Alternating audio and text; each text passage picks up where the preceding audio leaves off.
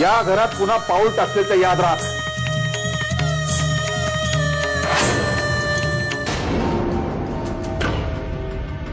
अच्छा लिसन लिसन लिसन लिसन, उद्या काय करतेस तू?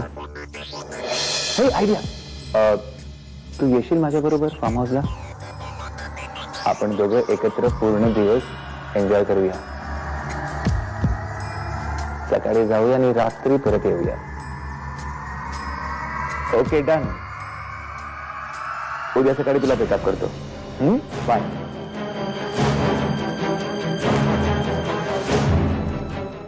तुझ्यासारख्या बाहेरच्या लोकांना इकडे पाय टाकायला परवानगी नाही, माहिती आहे ना तुला?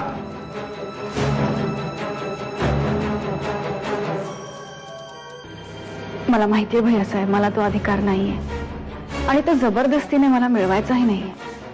फक्त ह्या घरातली सून म्हणून माझं कर्तव्य मी पार पाडत होते. तू या घरची सून नाहीयेस आणि तो अधिकार तुला कधीही मिळणार नाही. ठीक आहे, पूजेच्या वेळी शांतता असलेलीच बरी. मी जाते. रणवीर,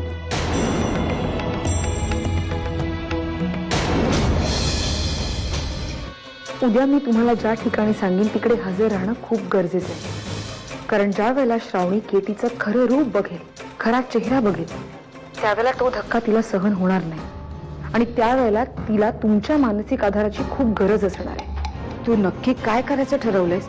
उद्या केटी आमच्या फार्म हाऊसवर जाणार आहे. बाकीचे सगळे कन्फर्म डिटेल्स मी तुम्हाला नंतर उद्या कळवीन. एवढं मात्र नक्की सांगू शकेन की उद्या असं काहीतरी घडणार आहे की ज्यामुळे तुमची श्रावणी तुमच्या बरोबर घरी येईल. एवढं नक्की. आयशा, थँक्स. ठेवते. हो. अगं तू नम्रपणाचं आव्हान आणतेस ना, त्याचा आमच्यावर काही परिणाम होणार नाही. शहाणे असशील तर विक्रमादित्याने घेऊन आत्ताच्या आत्ता घराच्या बाहेर पडशील. तिला या घरातून जायला सांगणारे तुम्ही कोण आहात? प्लीज शांत हो. पूजेच्या वेळी भांडण नको. भांडणाचं मूळ तर तूच आहेस. भैयासाहेब, तुम्ही पूजा करा.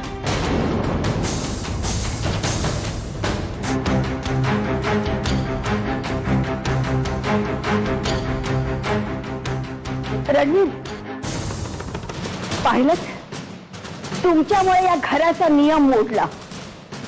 रणवीर राजे पूजा न करता निघून गेले.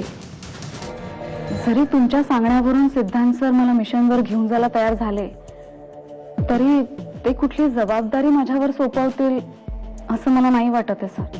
नाही, तसं काही होणार नाही. मी सिद्धांतला समजावेन की या मिशनवर जाणाऱ्या प्रत्येकावर सारखीच जबाबदारी देण्यात येईल. पण एक गोष्ट लक्षात ठेव की या मिशनचा इन्चार्ज सिद्धांत मराठे आहे. तो जे सांगेल ते काम विना तक्रार करायचं. Yes sir. आणि या बाबतीत कुठलीही तक्रार माझ्यापर्यंत येता कामा नये. ओके? नाही येणार सर. आईची मुलीबद्दलची चिंता कधी संपतच नाही.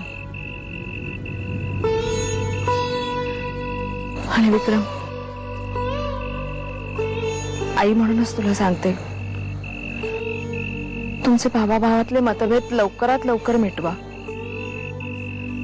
कारण आता तुम्ही तिथे राहायला गेलात. देवलाही त्याने सून म्हणून स्वीकारलंय. आणि अशा वेळी जर हे मतभेद टोकाला गेले तर घराचं घरपणच नाहीसं होईल. आणि याचा साईमांना किती त्रास होईल याचा विचार करा.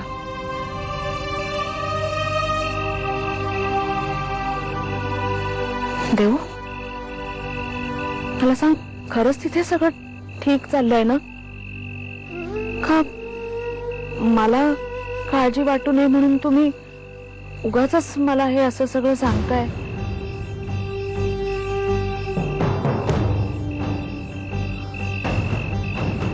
नाही, आज